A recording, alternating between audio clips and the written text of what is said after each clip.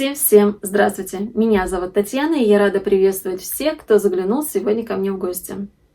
Вот и прошла первая рабочая неделя после длинных новогодних каникул. Как, друзья, вы входили в рабочий ритм? Я надеюсь, все спокойно и размеренно. В этом видео я хочу вам рассказать о том, как прошла моя вязальная неделя, чем я увлеклась, что у меня за проект такой интересный появился. Долгоиграющий это будет проект. У меня есть готовая работа, покупка пряжи, инструментов, информации для вас я накопила много. Ну что ж, давайте обо всем по порядку. В прошлом влоге я вам показывала в числе готовых работ свой шарф-палантин. Не знаю, как это лучше назвать, но если шарф такой широкий, хороший, полноценный шарф, связанный из пряжи поэма кашмира, градиентная пряжа. Я с ней работаю второй уже раз. И вот такой красивый переход. Шарф замечательный. Я сделаю описание в Дзене на это изделие. Вот совсем уже скоро выпущу. Просто здесь и узор простой, не требует никаких сложностей, поэтому будет мастер-класс в формате описания. И мне нужна была шапочка к этому шарфу. И в начале недели я как раз занималась вязанием шапки. Красивый узор, и здесь красивая макушка. Посмотрите, какая красивая макушка. Шапка получилась теплая, плотная. Сейчас у нас морозы стоят, и мне абсолютно не холодно. Какую пряжу я выбрала? У меня уже одна из пряж опять в проекте. Я по осени покупала пряжу. Это пряжа от Sadness Wool Group, Bella Yarn, Leonora. Красивый выбеленный цвет. Я люблю такие цвета. Здесь 250 метров в 100 граммах. 100% меринос экстра файн. Это ниточка. И от моего креативного проекта остался вискозный шнурок бело-золотистый. Вот такой вот красивый цвет. И решила добавить к этой ниточке эту ниточку и связать себе шапку. Мне светлые цвета идут, они очень освежают. И выбрала узор. Попался мне на просторах интернета узор. Очень красиво и дает легкий блеск. Люрекс. На изнаночной глади узор с переплетениями, с перевитиями. И вот так закрывается макушка, очень красиво. Шапочка у меня двойная. В подклад я всегда стараюсь, во-первых, это экономия пряжи. Зачем мне внутрь, вязать и хорошую пряжу использовать?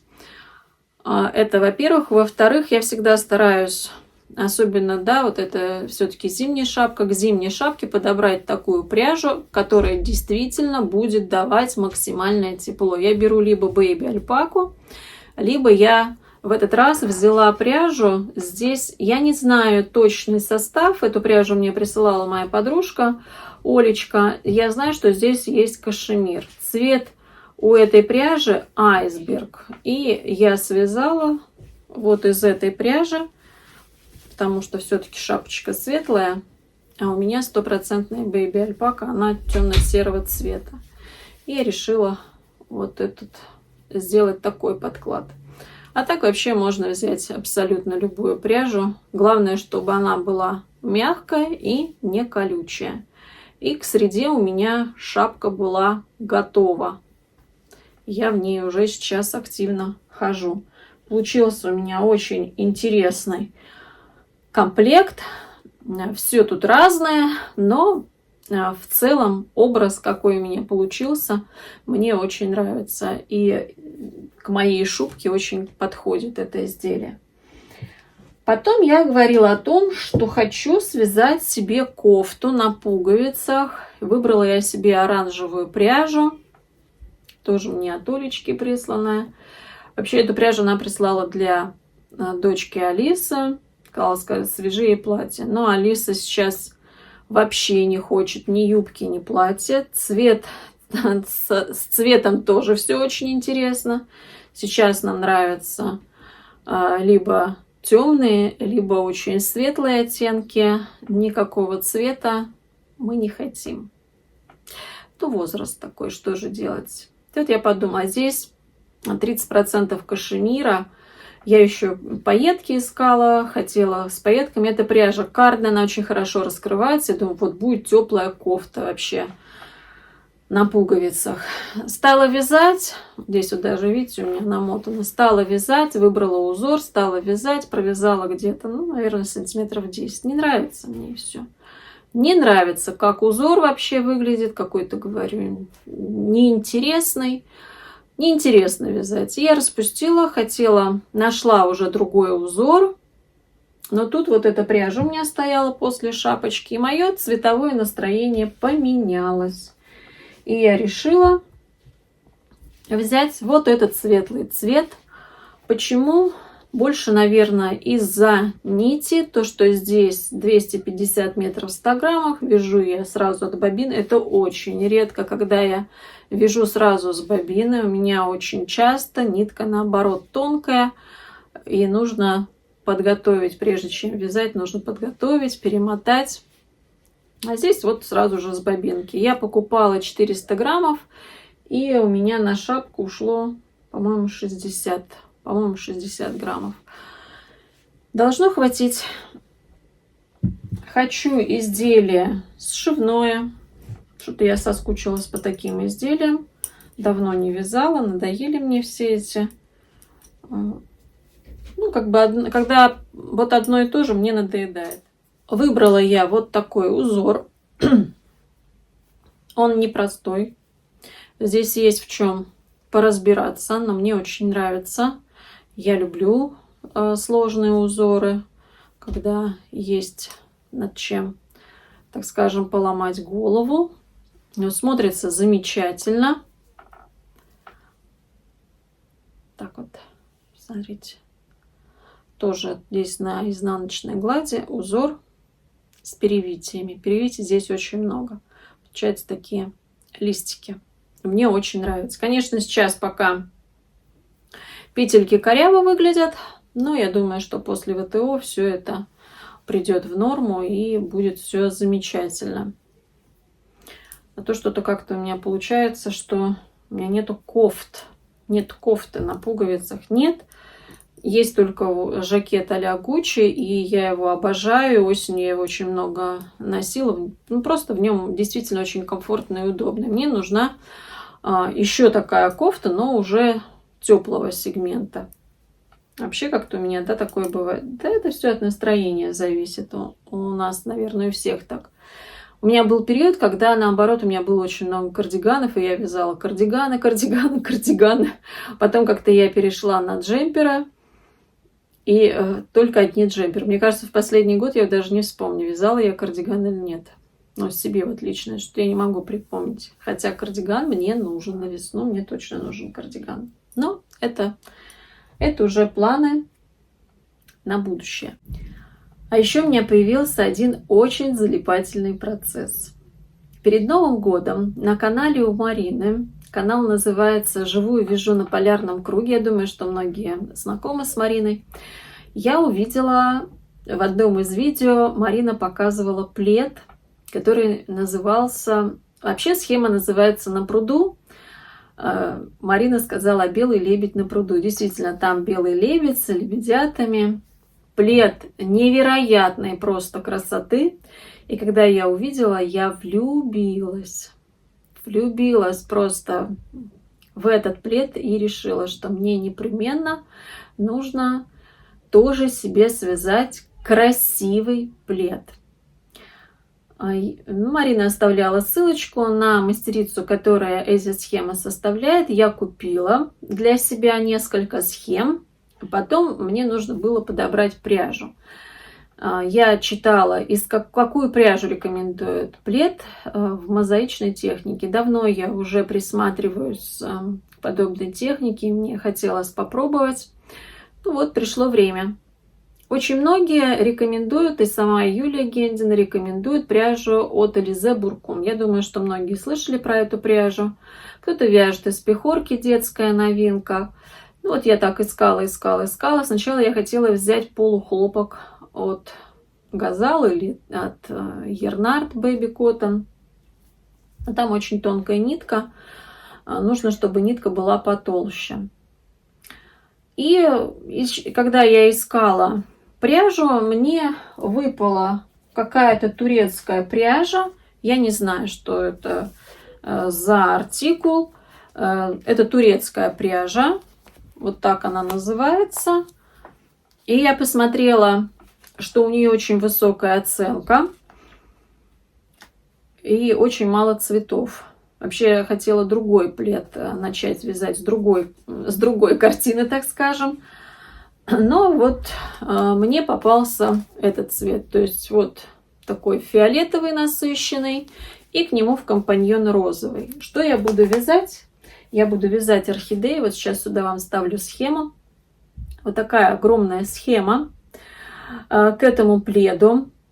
Она состоит из 21 листа А4. Да, такая огромная схема. И там идет словесное еще сопровождение каждого ряда.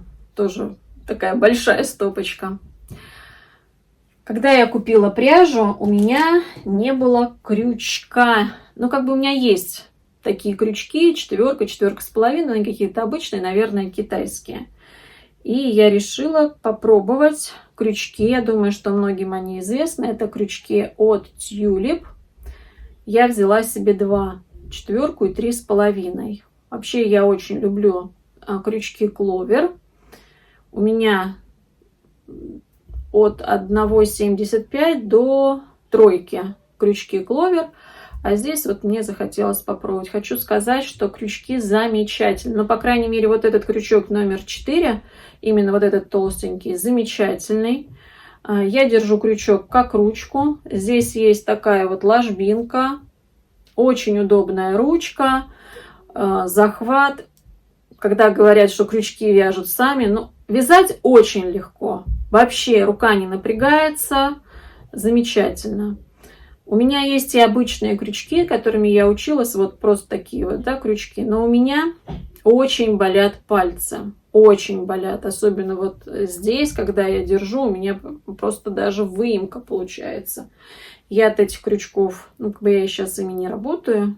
То есть я работаю крючками, которые именно вот с ручкой. У меня есть еще набор бамбуковых, там от единички, наверное. Но я ими крайне редко вяжу, то есть все-таки я предпочитаю брать Clover крючок, если да, это нужно. И вот я начала вязание. Ну, конечно, то есть это вот в 2 раза. Вот видите, 1 и 2. Огромный будет, как на двухспальную кровать, плед. Здесь у меня провязано 22 ряда. Мне очень нравится. Я не смотрела много, как бы, да, уроков, это ни к чему. Мне нужно было просто понять, как читается схема. Это первое. И второе, как провязывается в этой технике столбик без накида и столбик с одним накидом. В принципе, больше здесь никаких навыков-то и не нужно. Если вы владеете крючком, то как бы дальше все понятно. Поэтому вот у меня самое начало. Здесь у меня 305 петель, учитывая то, что у меня, да, есть кромка. Вот она кромка. Так-то 299 и плюс по 3 петли на кромку я сделала. Я не стала никаких искать дополнительно рамочек. Мне это не нужно. Вот, потому что этот плед я хочу для того, чтобы укрываться. Ну, посмотрим. Пока вот вяжу, а там видно будет. Конечно, наверное, когда рядов 70, ну, ближе к 100. Когда будет, тогда уже какая-то картинка появится. Пока что тут, да, пока ничего еще не понятно. Высоту 477 рядов. В общем, процесс долгоиграющий, но хочу вам сказать, что это так залипательно, когда вяжешь, не хочется отрываться. Вот хочется вязать, вязать, вязать этот проект. Я так стала себе подсчитывать, сколько. Сначала, когда я еще даже не предполагала, сколько у меня уйдет времени на вязание даже хотя бы одного ряда. Я так себе такую установку даю: 6 рядов в день связать. Ну и поставила знак вопроса. Надо проверить. Так вот, здесь идет, значит, вязание с обрывом нити. Ну, кто вяжет, вязал в этой технике, те знают. То есть вяжется каждый раз лицевой ряд. И вот первый ряд, где идет провязывание, определенное провязывание столбиков без накидов и с накидами, то есть как-то нужно вот столько-то провязать таких, то есть идет как бы рисунок. А второй ряд чаще всего он идет целиком, вяжется вторым цветом, ну либо там незначительный какой-то идет, то есть что-то нужно будет добавить. Вот на ряд, где мы провязываем, где я провязываю столбики в определенной последовательности, уходит где-то от 20 до 25 минут, то есть немало. То есть, а вот второй ряд, если он целиком вяжется, то где-то может быть минут 10, ну иногда 15. То есть, представляете, 4 ряда, это надо 2 часа только 4 ряда связать. И я так просто высчитывала, сколько мне потребуется времени, чтобы этот плед связать. Вот если по 6 рядов там где-то, я так, ну, приблизительно говорю, наверное, месяца 2. Вот, не знаю, конечно, потому что, когда будет рабочее время, мне некогда, точно, я 6 рядов точно не провяжу, потому что пока я приеду, пока надо у дочки уроки, что-то мы там сделаем, разобрать, у меня буквально иногда бывает вообще час-полтора только на вязание. Поэтому как будет получаться, максимально, конечно, в выходные, но вязать очень интересно. И вот кто хочет попробовать, кому интересна такая техника, я вам рекомендую. Но вот видите, я вообще такой рисковый человек, я не боюсь никаких сложностей. Мне хотелось именно не начинать с каких-то простых узоров, мне именно хотелось вот такой картинный плед, чтобы на нем был какой-то красивый узор. Ну что, как будет продвигаться это мое вязание, я вам, конечно же, обязательно покажу. Про пряжу хочу сказать, что пряжа очень мне понравилась. Это, я не знаю, говорила или нет, это 100% акрил. Он вообще очень мягкий, шелковистый. Я вязала из карачаевской пряжи. Потом я вязала пледы. Это у меня чехлы в машину из карачаевской пряжи. Потом я брала типа Суперланы Классик, где 25% шерсти, 75% акрил, вязала плед. И тоже. Потом второй плед у меня сочетание акрила с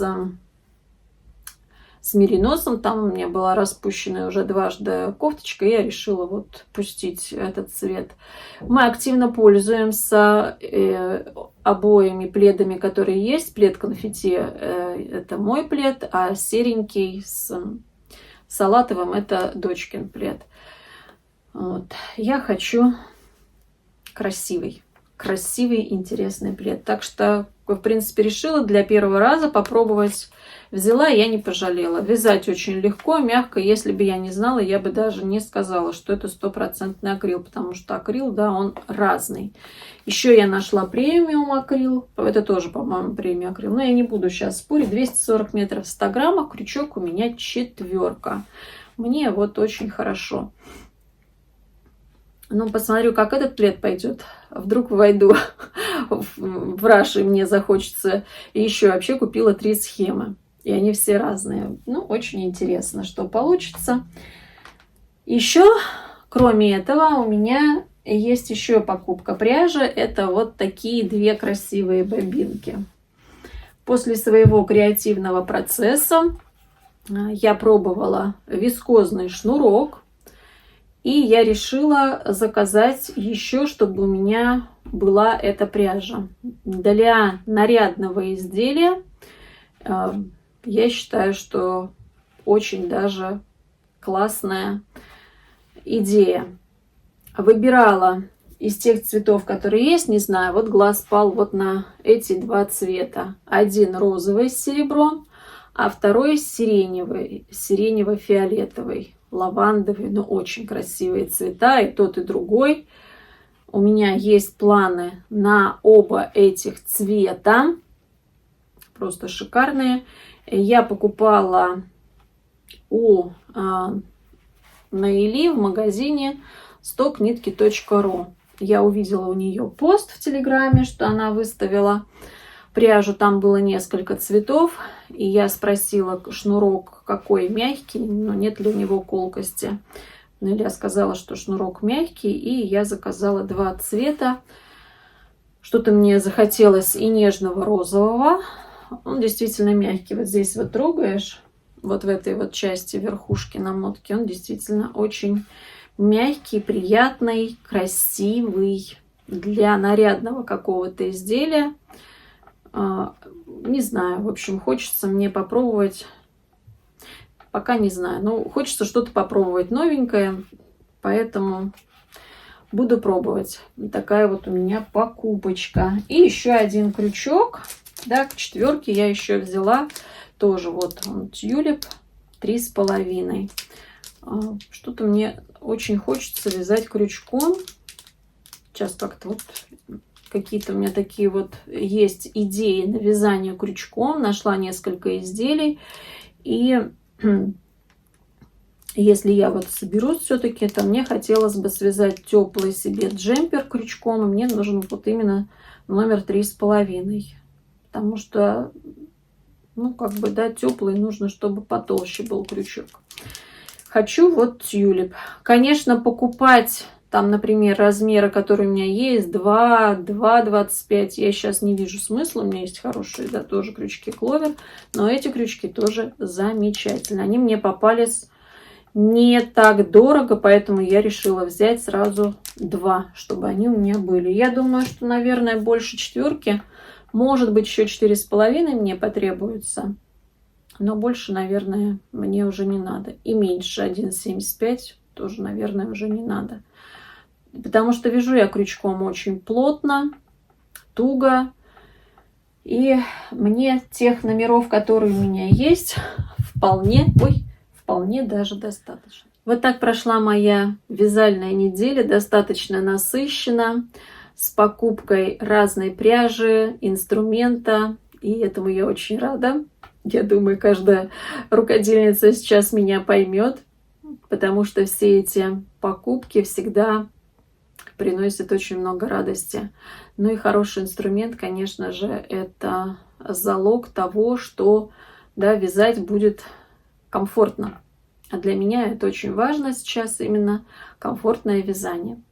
У меня были интересные проекты. Почему были, да, собственно говоря, только один сошел со спиц, остальные продолжаются.